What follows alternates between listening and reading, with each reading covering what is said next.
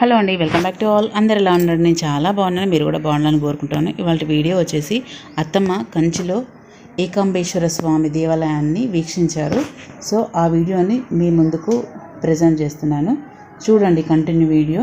అలాగే స్వామీజీ ప్రవచనం కూడా ఉందండి, చూడండి. ఎప్పుడైతే క్షేత్రాలకు వెళ్తామో క్షేత్రాన్ని పాడు చేయటానికే వెళ్తాం, క్షేత్రాన్ని బాగుపరచటం మాట దేవుడెరుగు గాని ఎక్కడైతే క్షేత్రమునకు జనం విపరీతంగా వెళ్తున్నారో అక్కడ దైవానికి ఖచ్చితంగా హాని జరుగుతుంది.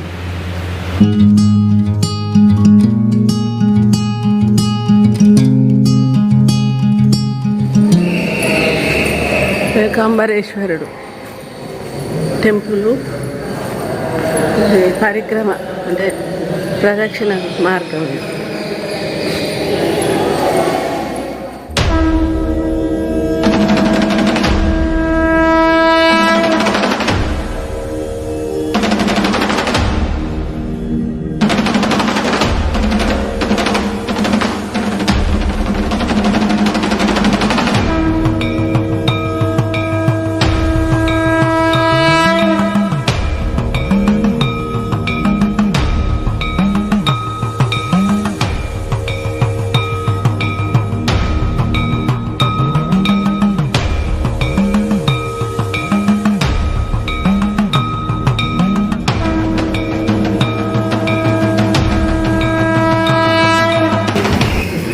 ఇప్పుడు ఈ రంధ్రాలు ఉన్నాయా, ఈ రంధ్రాలు స్వామి గుడి దాకా ఉంటుంది ఒకటే.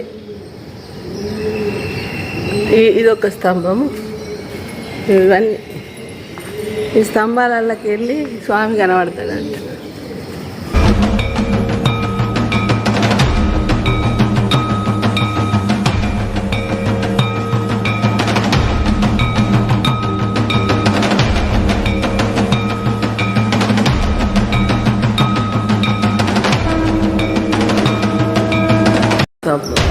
నందికి మొక్కరా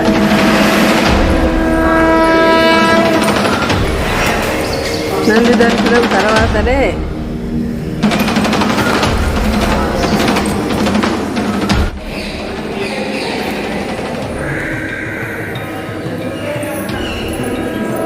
ఈ 108 లింగాలు.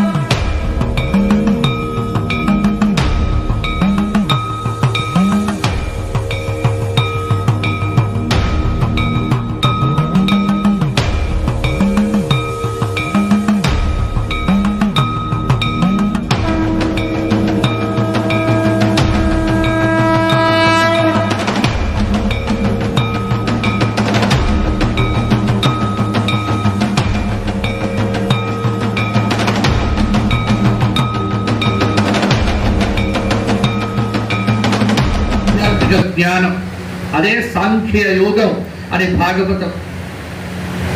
అందుకే అక్కడ శ్రీమద్ భాగవతంలో మొదటి శ్లోకం జన్మాద్యస్య యత్రంబయాదితరతై, జన్మాద్యస్య అని మొదలైందని. అక్కడ చివరికి ఏమన్నారు? ధీమహి అంటాడు. సత్యం పరం ధీమహి तेने ब्रह्म हृदय आदि कवये मुह्यन्ति सूरयः तेजो वारि मृदां यथा विनिमयो यत्र त्रिसर्गो मृषा धाम्ना स्वेन सदा निरस्त कुहकौ सत्यं పరం ధీమహి. ధీమహి అనే శబ్దంతో మొదలైంది భాగవతం. ఇక్కడ బుద్ధిం యాన ప్రచోదయాన్, ఇక్కడ ప్రచోదయాత్ అని ఈ దేవి భాగవతం మొదలైంది.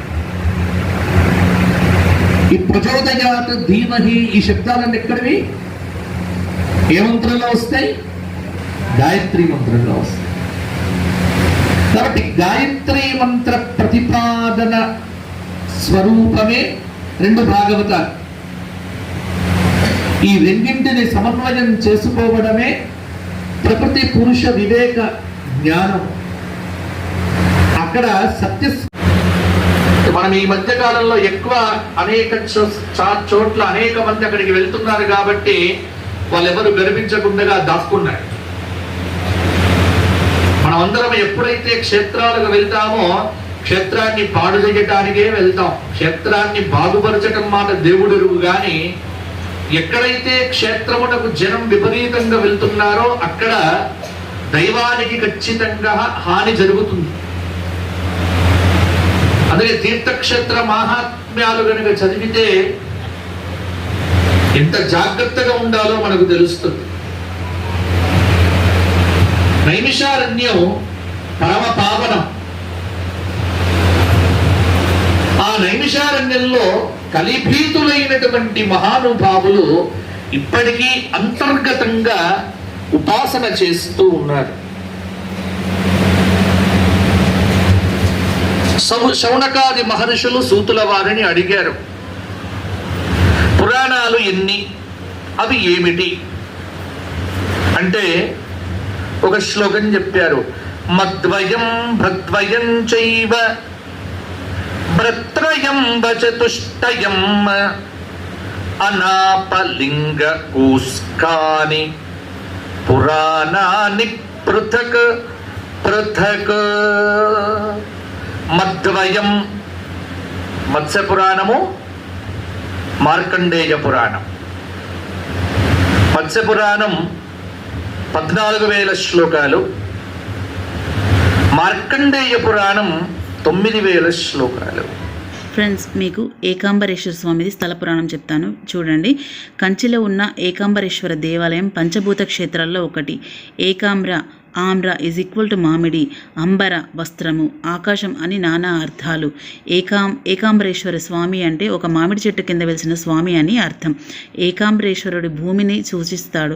ఈ క్షేత్రం యొక్క పురాణ గాథను ఆలయ ప్రవేశ ద్వారం వద్ద ఎడమ వైపు చిత్రంలో తిలకించవచ్చు. ఈ ఆలయంలోని ప్రధాన దైవం శివుడు. ఆలయంలో 4 వైపులా 4 గాలి గోపురాలు ఉన్నాయి. ఒక్కో గాలి గోపురం ఎత్తు 57 మీటర్లు. దేవాలయం లోపల మండపంలో 1000 స్తంభాలు ఉన్నాయి. ఆలయంలో 1000 శివలింగాలు ప్రతిష్ఠించబడ్డాయి. ఈ దేవాలయంలో ఉన్న 3500 సంవత్సరాల క్రితం గల మామిడి వృక్షంలో 4 కొమ్మలు 4 రకాల రుచుల పళ్ళు కాస్తాయి. సంతానం లేని దంపతులు ఈ చెట్టు క్రింద పడే పండు పట్టుకొని ఆ పండుని సేవిస్తే సంతానం కలుగుతుందని ఇక్కడ ప్రజల నమ్మకం. అయితే ఇంతటి ప్రాశస్త్యం కలిగిన మామిడి వృక్షం యొక్క కాండం మాత్రం చూడగలం ప్రస్తుతం. ఈ మామిడి వృక్షం యొక్క కాండాన్ని అద్దాల పెట్టెలో ఉంచి దేవాలయంలో భద్రపరిచారు. ఇప్పుడు పురాతన మామిడి వృక్షం స్థానంలో దేవస్థానం వారు కొత్తగా మరో మామిడి వృక్షాన్ని నాటారు. మరో ఆసక్తికరమైన విషయం ఏమిటంటే ఈ మామిడి వృక్షం కింద పార్వతీ పరమేశ్వరులు పార్వతీదేవి కుమారస్వామిని ఒడిలో కూర్చోబెట్టుకొని వధూవరులుగా దర్శనమిస్తారు. ఇక్కడే మనం తపో కామాక్షిని కూడా దర్శించవచ్చు.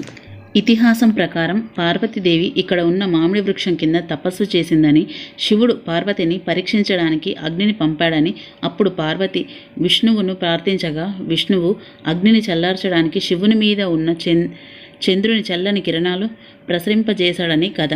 తర్వాత శివుడు పార్వతి మీదకు గంగను ప్రవహింపజేయగా పార్వతి గంగను ప్రార్థించి వారిద్దరూ శివుడి భార్యలని చెప్పగా గంగ పార్వతికి హాని జరపలేదు.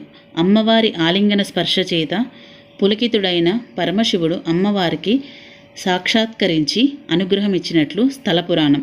ఇక్కడ ఉన్న విష్ణువును వామనమూర్తిగా పూజిస్తారు. ఫ్రెండ్స్, ఈ క్షేత్రంలో మామిడి వృక్షం కాండాన్ని అద్దాల పెట్టెలో పెట్టి ఒక రూమ్లో ఉంచారంట, భద్రపరిచారంట.